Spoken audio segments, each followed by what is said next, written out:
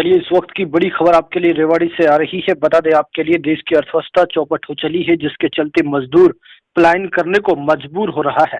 Petrol, diesel व रसोई gas के दामों में बढ़ोतरी कर गरीब लोगों की कमर तोड़ने का काम केंद्र सरकार द्वारा किया जा रहा है, जो ठीक नहीं है। राज्यसभा सांसद दीपेंद्र हुड्डा कोसली में एक शोक सभा में पहुंचे थे। डीएपी की कीमतों में उछाल सरकार द्वारा करने के बावजूद 5 किलो वजन घटा दिया गया, जो किसानों पर अतिरिक्त बोझ है। सरकार ने किसानों की आमदनी दोगुनी करने का वादा किया था, लेकिन महंगाई को बढ़ाकर किसानों की कमर तोड़ने का काम मौजूदा सरकार कर रही है। देश में कोरोना लौट रहा है। मध्य प्रदेश, राजस्थान, गुजरात, छत्तीसगढ़ व महाराष्ट्र जैसे बड़े राज्यों में संक्रमित की संख्या निरंतर बढ़ रही है। हरियाणा, पंजाब में भी पीछे नहीं है। हरियाणा में समय रहते सरकार सतर्कता दिखाए ताकि कोरोना की बढ़ती रफ्तार को ब्रेक लगाई जाए। महाराष्ट्र से जो कोरोना देश भर में फैल रहा है, इसकी रोकथाम को सरकार गंभीरता से लेते हुए 45 से 60 नहीं बल्कि हर वर्ग के युवाओं को इंजेक्शन लगवाए, क्योंकि यह संक्रमण युवाओं में अब ज्यादा फैल रहा है। कोसली पटौदी सड़क मार्ग व खंड नाहड़ के पास लगाए गए टोल को लेकर भी उन्होंने सरकार को घेरते हुए कहा कि यह टोल किस नाम से लगाए गए हैं, इनकी जांच होनी चाहिए, क्योंकि स्थानीय लोगों को काफी परेशानियों से जूझना पड़ रहा है।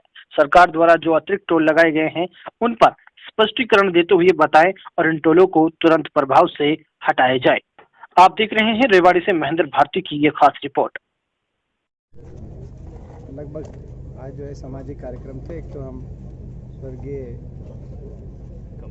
कमला देवी जी को श्रद्धांजलि देते हैं, श्रद्धांजलि अर्पित करते हैं। हमारे जो शाम चेयरमैन जी हैं, उनको, पूरे परिवार को भाई ताकत दे भगवान, इस ईश्वर ताकत दे इस दुख की घड़ी का सामना करने के लिए। बाकी जो स्थानीय जो एक बात बड़े, तो ये प्रमुखता से आप लोग ये थोड़ा सा टोल वाला ज़रूर उठाना, मेरा आग्रह आपसे, क्योंकि ये एकदम से कैसे टोल लगा दिए आपने। दूसरा कि कोरोना एक दोबारा से तेज़ी से आ रहा है।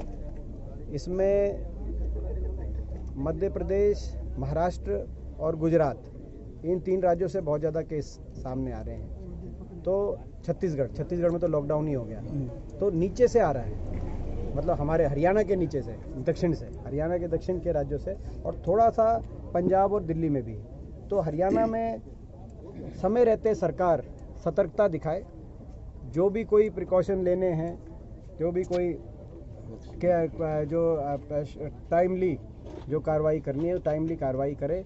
जो वैक्सीन है, उस वैक्सीन को हर एज ग्रुप के लिए, ये जो उम्र की जो पाबंदी, क्योंकि जो नया जो कोरोना आ रहा है ये युवाओं में ज़्यादा आ रहा है। जो महाराष्ट्र से जो ये जो नया म्यूटेशन होकर नया जो है, तो इसमें हर वर्ग के, हर एज ग्रुप के, हर उम्र के लोगों के लिए ये वैक्सीन की प्रक्रिया पूर्णतः खोली जाए और ज़्यादा वैक्सीनेशन की तरफ ध्यान दिया जाए, टेस्टिंग की तरफ भी ध्यान दिया जाए।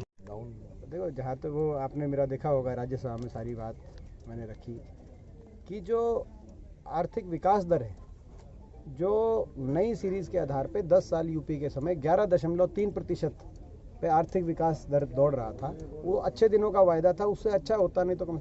आज वो इन 7 साल में हम कोरोना से पहले का भी देखें, कोरोना में तो चलो ये कहे कोरोना की वजह से वो सही भी है कुछ हद तक, मगर उसमें पहले, कोरोना से पहले वो 11.5% से घट के मात्र 6% पे आ गया था, और कोरोना में वो माइनस पे गया, और दुनिया में सबसे ज़्यादा हमारी जीडीपी लुढ़क गई।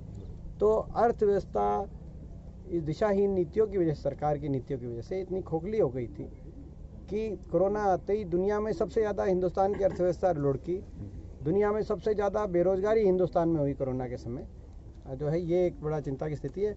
और जैसे सबसे बड़ा प्रभाव इसमें हर वर्ग में जो बेरोजगारी का पड़ा है, हर घर में एक बेरोजगार तैयार हो गया सब। और बेरोजगारी में भी, देश में तो बेरोजगारी है रिकॉर्ड स्तर पे, मगर सबसे ज़्यादा बेरोजगारी पिछले 23 महीने से हरियाणा प्रदेश में। ये एक चिंता की बात है। ये कैसे बता सकते हैं? हरियाणा में तो बेरोजगारी होनी नहीं चाहिए। हरियाणा दिल्ली के 3 तरफ है। हरियाणा में यूपी, बिहार और जम्मू कश्मीर से ज़्यादा बेरोजगारी क्यों है? भारत सरकार के ही आंकड़े हैं, ये तो बताना चाहिए, कहीं ना कहीं इनको बताया। आज उन्हीं आंकड़ों के आधार पे प्रधानमंत्री जी असम में जाके कह रहे हैं कि हमारी भाजपा सरकार की परफॉर्मेंस अच्छी रही है, यहाँ बेरोजगारी कम हुई है। उसी आंकड़ों के टेबल में जो प्रधानमंत्री जी वहाँ जहाँ उसको असम में दिखा रहे हैं, जिसको बता रहे हैं, उसी में सबसे नीचे 23 महीने से हरियाणा है। तो प्रधानमंत्री जी को हरियाणा की भी चिंता होनी चाहिए। हरियाणा में सबसे ज़्यादा बेरोजगारी एक चिंता का विषय है। डीजल हो या रसोई गैस हो, रसोई गैस पे आप देखो रिकॉर्ड तोड़ रसोई गैस की कीमतें आज पहुंच चुकी है। आज तक कभी इतना ज़्यादा टैक्स, जो मैंने संसद में भी एक बात उठाई कि पेट्रोल, डीजल और रसोई गैस पे देश के 70 साल के इतिहास में किसी सरकार ने अपनी जनता से इतना ज़्यादा टैक्स नहीं कलेक्ट किया। 3.5 लाख करोड़ कलेक्ट कर रहे जनता से। किसान से इससे ज़्यादा वो ले रहे। किसान सम्मान निधि जो है उसके अनुपात में कुछ नहीं दे रहे, ले ज़्यादा रहे। सब्सिडी भी 250 धीरे-धीरे 2 रुपए पे लेके छोड़ दी। 2 रुपए पे बिल्कुल आपके आज बड़ी स्थिति की गंभीरता को समझे, खासतौर पे जो हरियाणा की प्रदेश सरकार है।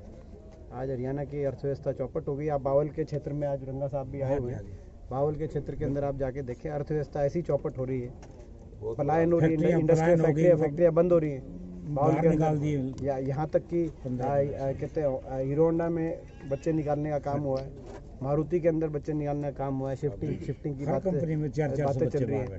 तो ये एक चिंतनीय स्थिति आज देश अपना हरियाणा प्रदेश की इकॉनमी का जो भट्टा बिठा है इस खट्टर सरकार ने, वो आपके सामने बड़ी चिंतनीय स्थिति। सर जीडीपी को लेकर क्या कहेंगे 2014 में? दूसरा डीएपी में जो है 1200 से 1900 डीएपी की जो कीमतों में इतना ज़्यादा, और वजन भी 5 किलो घटा दिया जी। और वजन 5 किलो घटा, ये एक तरीके से किसान के जख्मों पे नमक छिड़कने वाली बात हुई है।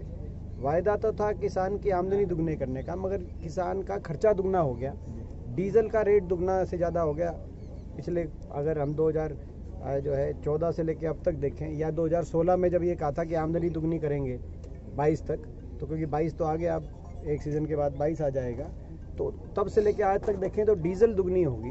डीजल का खाद लगभग दुगना हो गया, दुगने से भी ज़्यादा।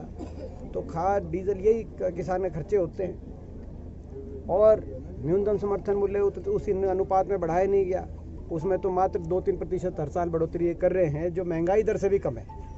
तो आज किसान के जख्मों पे नमक छिड़कने का काम हुआ है। दूसरी ओर न्यूनतम समर्थन मूल्य जो मिल भी रहा है, उसको भी बचाने की लड़ाई किसान को लड़नी पड़ रही है, क्योंकि हरियाणा, पंजाब में सरकारी खरीद होती है देश की लगभग, और इन्हीं 2 प्रदेशों का किसान सरकारी खरीद और सरकारी रेट पे खरीद से लाभान्वित होता है।